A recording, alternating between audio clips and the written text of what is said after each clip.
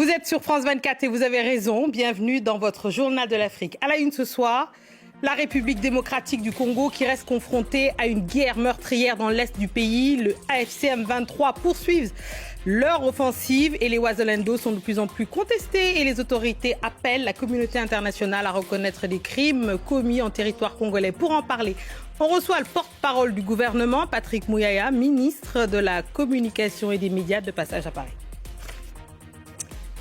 Et notre invité culture de ce vendredi est une voix singulière et essentielle de la littérature contemporaine. Marc-Alexandre Oyobambé, dit Capitaine Alexandre, est un poète, romancier, slameur franco-camerounais qui publie Carnet de vertige dans la prestigieuse collection Point Poésie, dirigée par Alain Mabankou.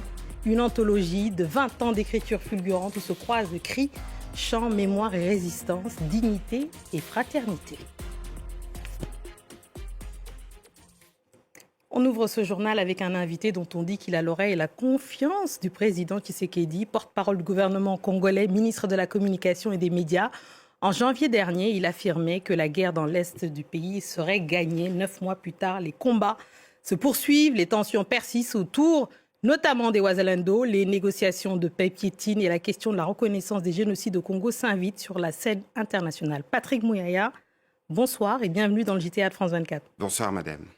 En janvier dernier, donc je le disais, vous aviez déclaré que la guerre, vous alliez la gagner, cette guerre. 9 mois après, où en est le gouvernement congolais dans sa stratégie militaire, notamment dans l'Est ?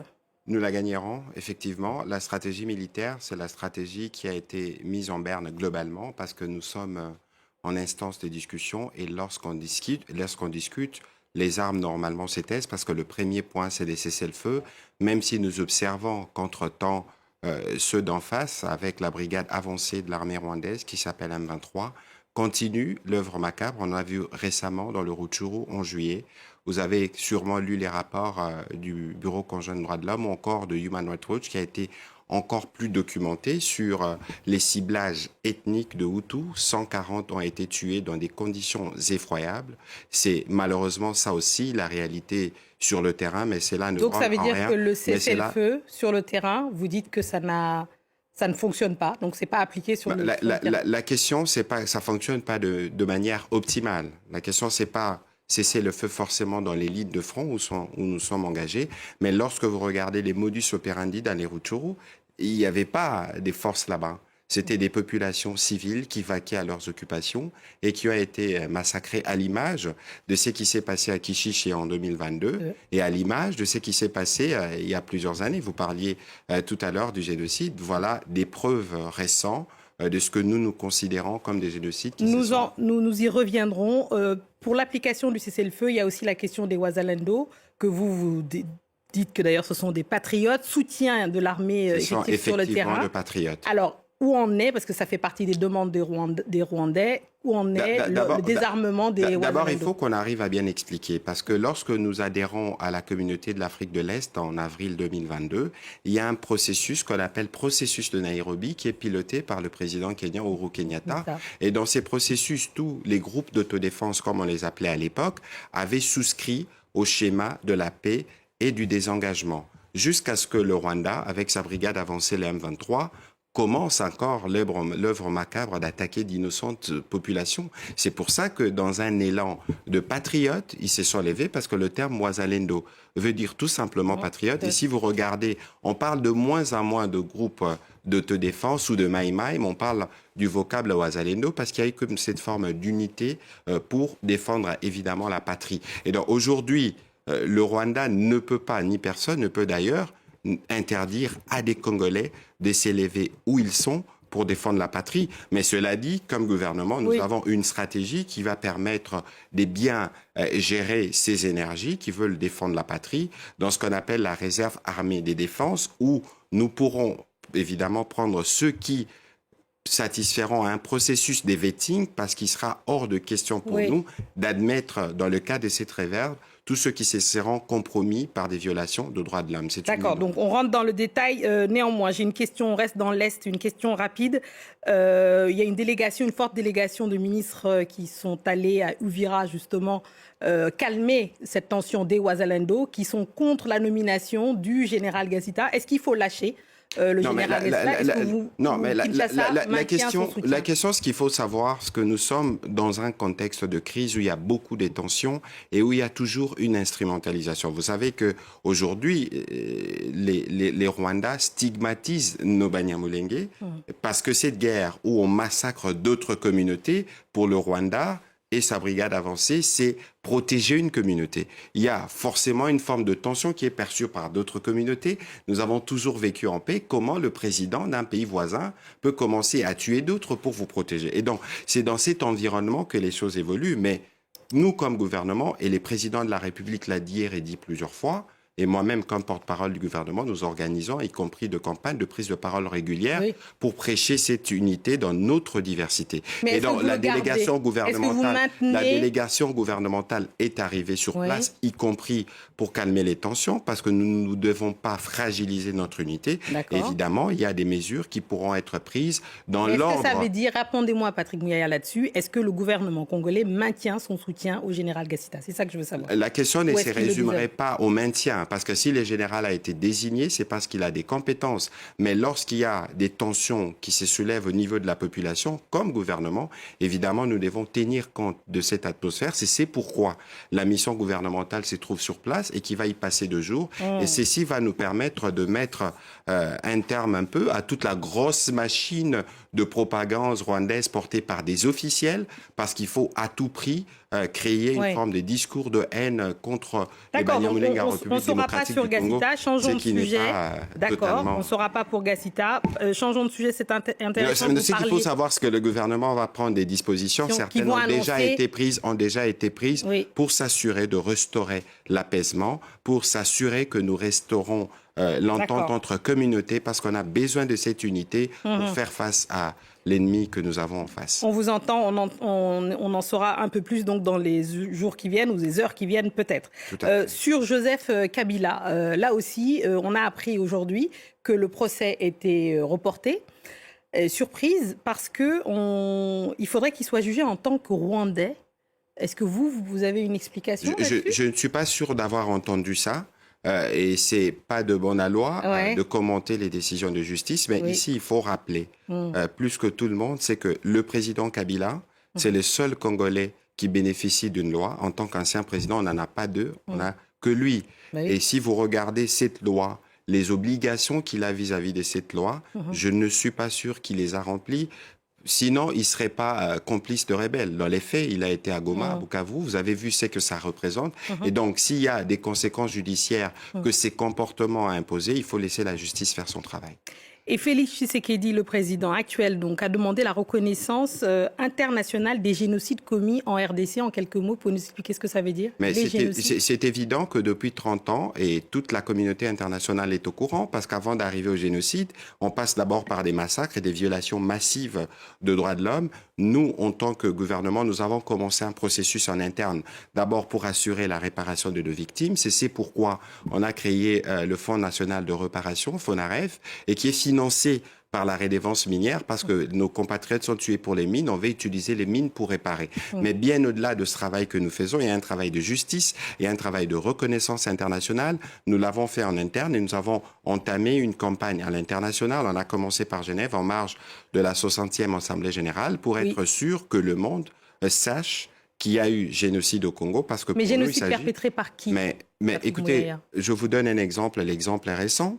Human Rights Watch, pour ne pas parler des sources congolaises, a parlé des 140 Hutus massacrés.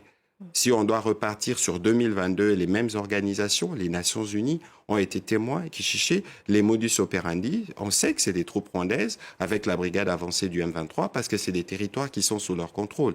Il est évident que pour nous, la question n'est pas simplement une question de reconnaissance, c'est une question des mémoires et c'est une question de plus jamais ça, parce qu'il y a eu trop d'horreur dans cette région du monde.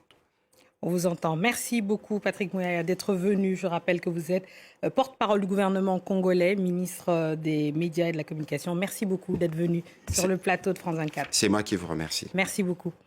On passe au reste de l'actualité africaine en bref et en images. Au Kenya, 3e report du procès des 70 jeunes accusés de terrorisme après les manifestations antigouvernementales de juin et de juillet. Les procureur affirmant avoir besoin de plus de temps pour enquêter. Les avocats de la défense dénoncent une stratégie destinée à faire durer la détention sans preuve tangible. Le procès est désormais fixé au 2 octobre. En Afrique du Sud, l'enquête sur la mort de Steve Biko est rouverte. 48 ans après, le militant anti-apartheid, fondateur du mouvement de la conscience noire, avait été torturé à mort par la police en 1977. À l'époque, aucune poursuite n'avait été engagée malgré le refus d'amnistie de ses bourreaux devant la commission Vérité et Réconciliation. La famille n'a cessé de réclamer justice. Sous l'impulsion du président Cyril Ramaphosa, plusieurs dossiers emblématiques de crimes de l'apartheid sont désormais réexaminés. Et au Malawi, la présidentielle de mardi prochain s'annonce comme un duel serré entre le chef de l'État sortant, Lazarus Chakwera, et son prédécesseur, Peter Mutharika. Un scrutin marqué par le désenchantement des électeurs, lassés d'une crise économique profonde, avec 30% d'inflation, des pénuries de carburant et de scandales de corruption. 17 candidats sont en lice. L'économie reste un enjeu crucial de ce vote.